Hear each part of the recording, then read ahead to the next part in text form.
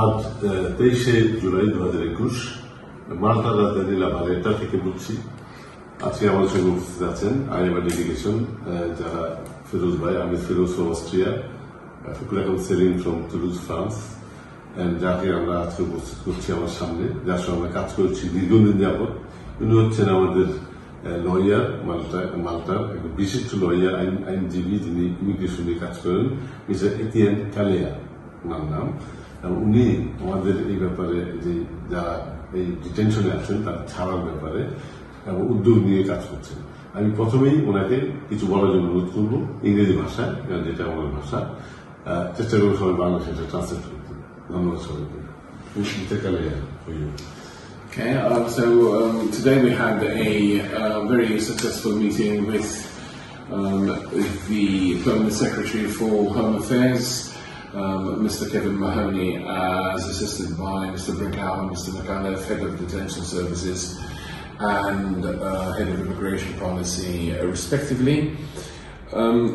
A number of issues were discussed, whereby the Maltese government emphasized the importance of legal immigration as opposed to illegal immigration, and the agreements that are being reached between the governments of the respective countries, and therefore the Bangladeshi government and the Maltese government, in this regard to encourage legal immigration.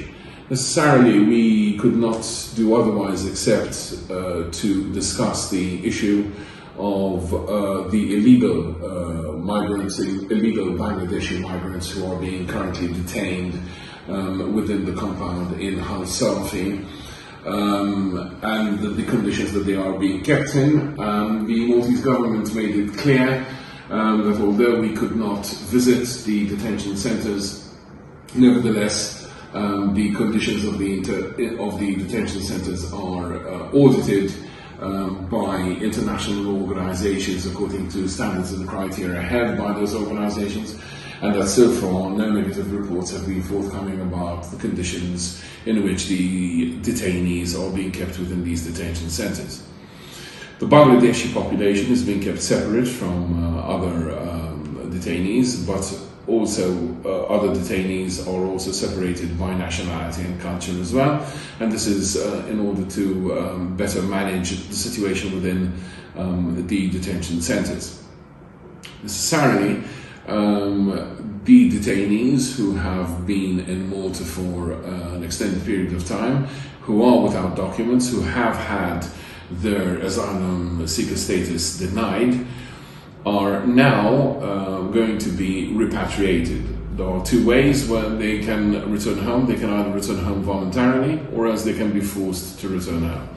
The Maltese government is incentivizing Bangladeshi nationals and even other nationals to return home voluntarily, because it will assist in returning to Malta legally, because they will make the notes will be different as to whether a Bangladeshi national has returned home by forced repatriation or whether he has returned home voluntarily. Secondly, they incentivize also because they give money, the sum of €500 to each detainee who decides to voluntarily return home, free tickets, free clothing, and all the medical necessities that they would require. Plus, they would return home unaccompanied with escorts, as is the case if they had to be returned home by forced repatriation. This office is assisting this organization, this wonderful organization, with any difficulties Bangladeshi nationals may have. We are currently before the courts of justice in Malta seeking redress for Bangladeshi nationals who have not been treated fairly in their asylum seeking process. And necessarily we will also be assisting this organization with any Bangladeshi individuals who wish to come here legally, come to Malta legally, and therefore the process of application for student or working visa to enter Malta. Thank you. Yes. And আপনারা হয়তো বুঝতে পেরেছেন যে যদি উনি ইংরেজিতে বলেছেন, মোটামুটি ডিটেলস আজকের মিটিংগুলো হলো আমাদের স্বরাষ্ট্র মন্ত্রণালয়ে যিনি বিশেষ দায়িত্বে আছেন মন্ত্রীর মন্ত্রণালয়ে, ওনার সমস্ত এক্সপ্লিকেশন, ওনার সঙ্গে যারা ডাইরেক্টর ছিলেন দুজন, তাদের অনেক এক্সপ্লিকেশন আমরা শুনেছি এবং আমরা এখন সম্পূর্ণ সম্মত হয়েছি আমাদের সঙ্গে যারা উনি আছেন যে লয়ার হিসাবে আমাদের ওনার গ্রুপটা, যে লয়ার একটা গ্রুপ আমার সাথে কাজ করবেন, যারা এখন ডিটেইনে আছে, ওইখানে বন্দী আছে, তাদেরকে ওইখান থেকে মুক্ত করার ব্যাপারে। এই ব্যাপারে নিশ্চয়ই আমরা পরবর্তীতে আসবো। আপনাদের সবার সহযোগিতা প্রয়োজন, সবাই ট্রান্সপারেন্টলি এই ব্যাপারে যারা ব্যক্তিত্ব হচ্ছেন, যারা বুঝতে পারেন আমার দায়িত্ব আছে এই প্রবাসীদের ব্যাপারে, যারা এখন ডিটেইনি তাদের ব্যাপারে নিশ্চয়ই আমরা সেই প্রসেস নিয়ে আসবো, আবার আপনারাও সঙ্গে থাকবেন, সেটা আমরা পরবর্তী পর্যায়ে আসবো। আমি এই মুহূর্তে কথা বলার জন্য অনুরোধ করবো আমাদের সম্মানিত ভাইস প্রেসিডেন্ট ফখরুল আলম সেলিম, তুরস্ক থেকে এসেছেন। আপনারা জানেন যে মাল্টাতে যে সমস্ত বাংলাদেশিরা আটকা পড়েছে বা আটকা আছে, জেলে আছে, আমরা আইবার প্রতিনিধি দল এখানে এসেছি সেই মানুষগুলোকে সুবিধা অসুবিধা জানা এবং বোঝার জন্য। যদি কোনো আইবার করণীয় কোনো সহযোগিতা আমাদের লাগে, সেটার জন্য আমরা এখানে এই শহরে এসেছি এবং আমাদের একজন লয়ার নিয়োগ করা হয়েছে। এই বিষয়গুলিতে আমরা আজকে এই ঘণ্টাখানিক পূর্বে স্বরাষ্ট্র মন্ত্রণালয়ের উচ্চপদস্থ সেক্রেটারি সাহেবের সাথে এবং দুইজন কর্মকর্তার সাথে আমরা মিটিং করেছি। অত্যন্ত ফলপ্রসূ আলোচনা হয়েছে এবং আমরা যে সমস্ত বিষয়গুলিতে গুরুত্ব পেয়েছে এবং যে সমস্ত বিষয়গুলিতে আমরা এই বাংলাদেশিদের বিষয়গুলি এক্সচেঞ্জ করেছি, জানতে পেরেছি, আমরা তাদের পাশে দাঁড়ানোর জন্য যে সমস্ত ভূমিকাগুলি আমাদের থাকতে পারে সেই বিষয়গুলি আমরা এই অথরিটিকে বলেছি। তা আমরা আশা করি যে একটি সুইটেবল জায়গাতে আমরা কাজ করতে পারবো আগামীতে। ধন্যবাদ। ধন্যবাদ সেলিম ভাই আপনাকে।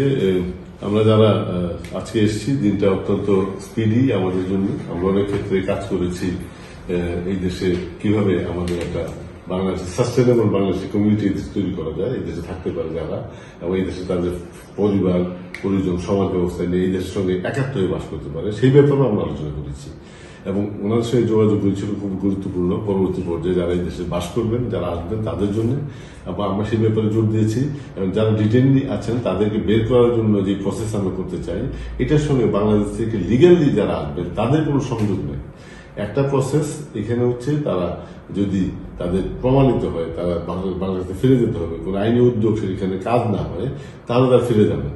আর যারা ওখান থেকে আসবে রিক্রুট হয়ে, এবং সেটা সঠিকভাবে কিভাবে তারা করতে পারেন এবং সেই ক্ষেত্রে কোনো এজেন্সি বা কারা কি ভূমিকা পালন করবে সেই ব্যাপারে আমরা সম্মত হয়েছি। ওনাদের সঙ্গে আমরা সংশ্লিষ্ট থেকে ওনাদের সঙ্গে সাপোর্ট করবো আমরা বাংলাদেশ থেকে লিগ্যাল ইমিগ্রেশনের ব্যাপারে, এবং ওনারাও খুব খুশি হয়েছেন। আমাদের সংগঠন এই ব্যাপারে তাদের সঙ্গে থাকার জন্য আমাদেরকে ধন্যবাদ জানিয়েছেন, এবং আমরা ভবিষ্যতে এই নিয়ে কাজ করবো। যারা লিগ্যালি বাংলাদেশ থেকে স্কিল যারা আসতে চান তাদের এই দেশে আসার ব্যাপারে সহজ পন্থাগুলো নিয়ে কাজ করার জন্য আমি উল্লেখ করতে চাই যে আমরা আপাতত যারা ডিটেইনি আছেন ডিটেনশন সেন্টারে, তাদের উপলক্ষেই আজকে আমাদের কাজ। আমি অনুরোধ করবো সুজিত ভাইকে, অস্ট্রেলিয়া থেকে আগত ফিরোজ, ওনার কিছু বলার জন্য। ধন্যবাদ সম্মানিত মহাসচিব। আপনারা জানেন অল ইউরোপিয়ান বাংলাদেশ অ্যাসোসিয়েশন আইবা ইউরোপে এই প্রবাসে বাংলাদেশ এবং বাংলাদেশিদের জন্য কাজ করে। প্রথম থেকে আমরা বাংলাদেশিদের পাশে ছিলাম, আছি এবং ভবিষ্যতে থাকব। আমরা যখন খবর পেলাম যে মাল্টাতে এক শ্রেণীর দালালদের খপ্পর করে এখন মাল্টা জেলে 165 জনের মতো বাংলাদেশি মানবেতর জীবনযাপন করছে, এই খবর পাওয়ার পরে আমাদের আইবা মাঠে নেমেছে। আইবা সশরীরে আজকে এসেছে, এবং আজকে আমরা কিছুক্ষণ আগে আমরা এখানকার স্বরাষ্ট্র মন্ত্রণালয়ের স্বরাষ্ট্র সিনিয়র সচিব আইজি প্রিজন এবং পুলিশের একজন বড় কর্মকর্তার সাথে আমাদের কথাগুলো আমরা তাদেরকে জানিয়েছি, আমাদের বাংলাদেশিদের কথাগুলো আমরা জানিয়েছি। তারা আমাদের কথাগুলো খুব মনোযোগ সহকারে শুনেছেন এবং তারা এই ব্যাপারে বিস্তারিত দেখবেন এবং ব্যবস্থা নেবেন বলে আমাদেরকে আশ্বস্ত করেছেন। এবং আগামীতে মাল্টাতে একটা সুন্দর বাংলাদেশের কমিউনিটি, বাংলাদেশের যে একটা ব্যবস্থা করার জন্য তারা আলাপ করেছেন। এখন আমরা মূলত এসেছি যে মানবত যে জীবনযাপন করছে 165 জন, তাদের ব্যাপারে আমাদের আয়বার পক্ষ থেকে একজন বিজ্ঞ আইনজীবী নিয়োগ দেওয়া হয়েছে, উনি এই ব্যাপারটা নিয়ে কাজ করছেন।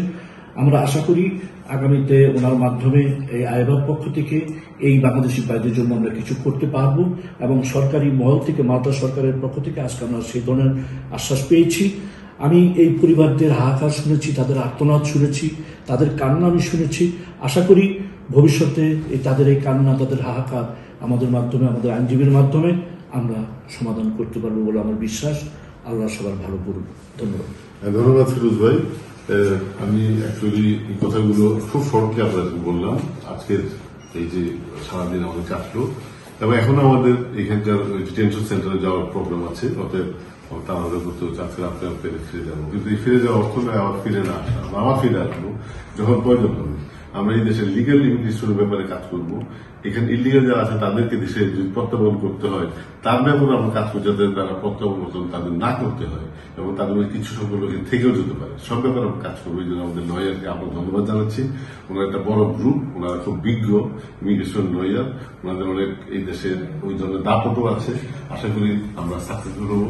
আমরা যারা ইউরোপে আছি, বিশ্বব্যাপী যে বাংলাদেশি কমিউনিটি আছে, বাংলাদেশে আমরা যারা আছেন এবং বিশেষত যারা ডিটেইনি তাদের পরিবার পরিজন আছেন, তাদেরকে আমরা সান্ত্বনা দিতে চাই। আপনাদের এই পরিবারের এই সদস্যদের যারা এখন বন্দী আছেন মালটারি কারাগারে, তারা নিশ্চিত থাকেন।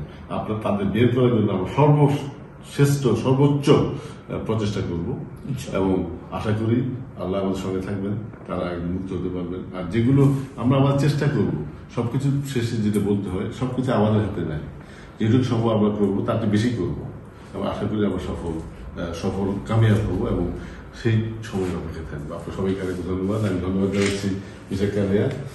Thank you again for being with us, and I hope we'll do a good job for this distressed community, distressed people living in the detention center, and also we'll work for our a sustainable Bangladeshi community in Malta, and also same time how we can organize this legal skilled Bangladeshi force. I mean, who can do lots for Malta also, and for Malta's economy. We will also take care of. Thank you very much again. Please. That's our pleasure.